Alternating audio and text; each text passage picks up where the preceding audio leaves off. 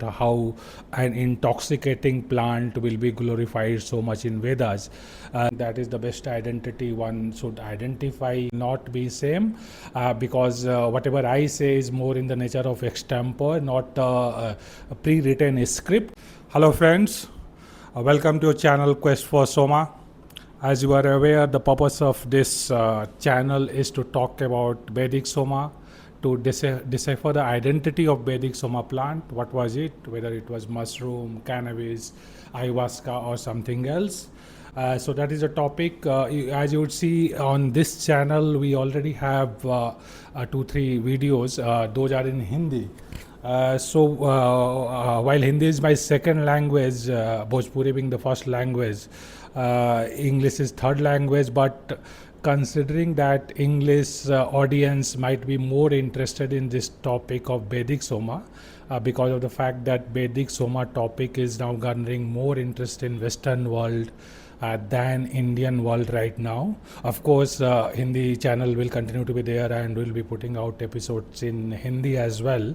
But to have a wider reach and to cater to a wider audience who might be interested in the topic of Vedic Soma, we thought that it's best to have us to have our episodes in English as well. So, but you can also go through our Hindi episodes. They will not be ditto same. English and Hindi versions will not be same because whatever I say is more in the nature of extempo, not a pre-written script. So therefore, there might be differences. While broadly the topics will be aligning episode wise, but there might be differences in what I say in Hindi version versus what I say in English version.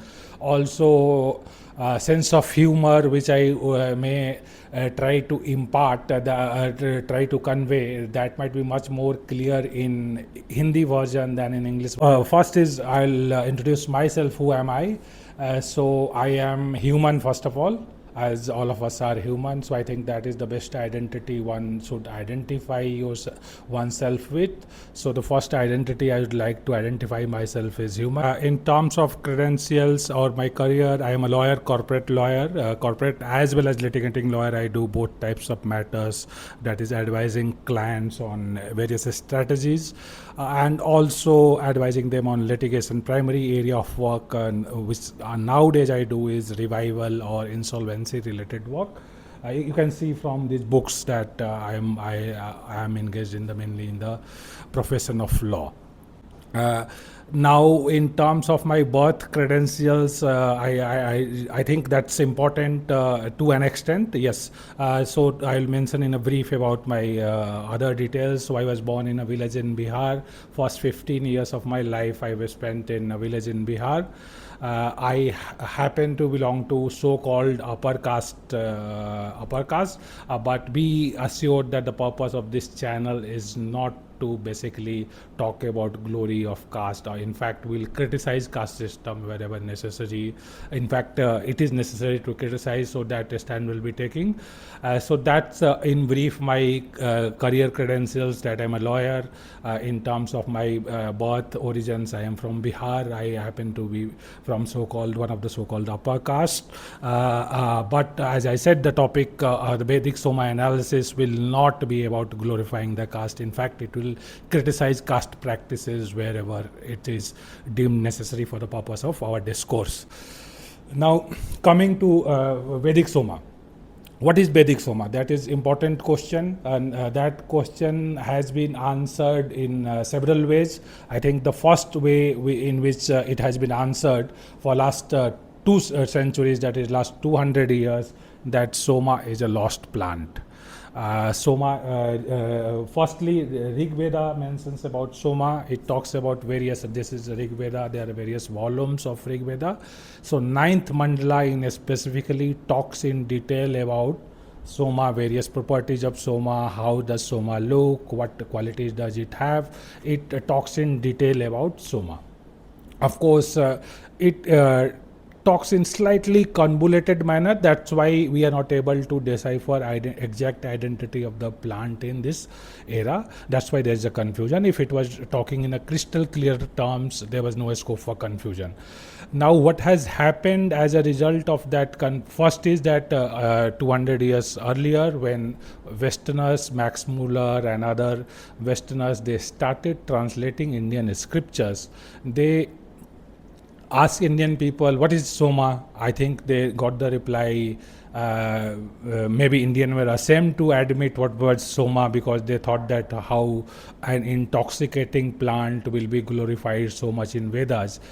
So they came up with the concept that they didn't disclose it. This is my theory, that the Indians did not disclose the identity of Soma to Westerners because they were ashamed that how an intoxicating plant could form an important part of an important text like Rig Veda.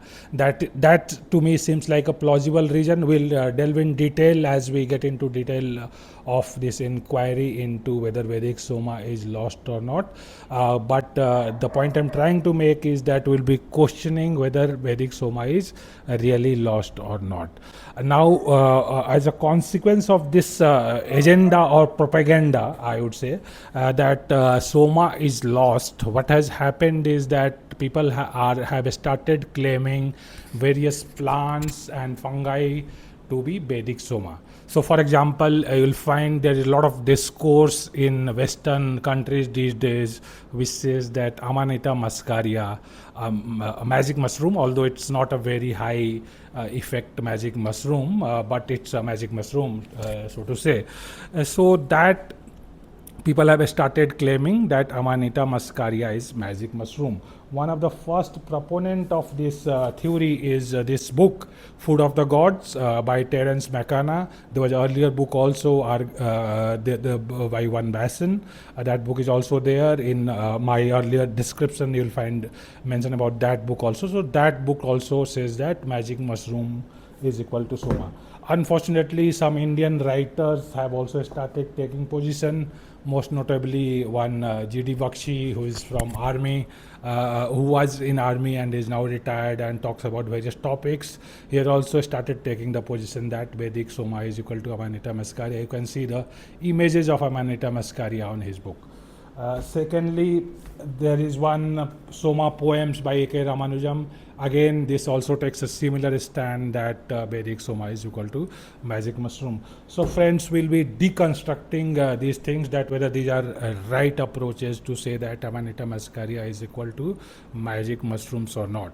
While we'll be talking about this topic in detail in other episodes, at the outset I should say that these things to me looks absurd, absurd to put it in raw terms. Why absurd? Because there is no historical memory of uses of mushrooms in India, magic mushrooms in India.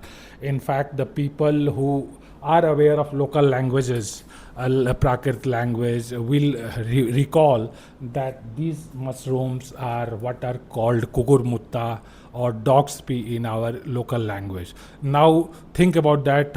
Why is it possible that a substance which is equated with a dog's pee in Indian local languages will be Vedic Soma? Yes, so what I was saying is that to me it looks like an impossibility that an Indian culture which has preserved so many things will forget so easily about mushrooms if they were used in Indian context.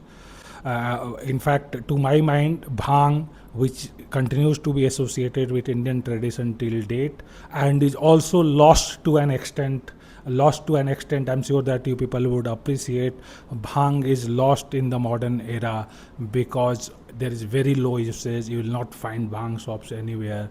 people do confuse smoking weed or ganja with bhang, but these two are different formats. So I'm not talking about ganja that is not lost, that's readily available at every nook and corner, although it's illegal, and we are not saying that people should use illegal stuff, but ganja does not have same qualities as bhang, specifically in terms of psychedelic impact and spiritual connect. So what I'm saying is that bhang is also to an extent lost, but we are here talking about Soma. The theory I'm trying to argue is that the best candidate for Soma would be bhang. Of course, we'll be getting into detailed analysis what really was Soma and why bhang should be brought in the picture, but that's the later episode. So in this episode, what I want to convey to conclude is that first, the theory of Soma being lost is not a theory cast in stone. We will have to re-look at that theory. We'll be re-looking at this theory as we go further in episodes. That the takeaway number one from this episode. Second takeaway is that mushrooms, while they are globally popular these days as a candidate for Vedic Soma, are in fact very poor candidate for Vedic Soma, because there is no memory of mushrooms in India, and the risk of saying that mushrooms are Vedic Soma would be that tomorrow, if today if we say that mushrooms is equal to Vedic Soma, then tomorrow we might have to look for gods who were worshipped with mushrooms. Unfortunately, we'll find no trace of Hindu or Sanatani gods or Indian gods being worshipped with mushrooms, so we'll have to go to Western gods. We'll be left with no other options. So it's in a way takeover of culture by way of saying that mushrooms are mushroom is equal to Vedic Soma. In a way, our culture people might be attempting to further colonize our culture. That's my view, and that's why we will be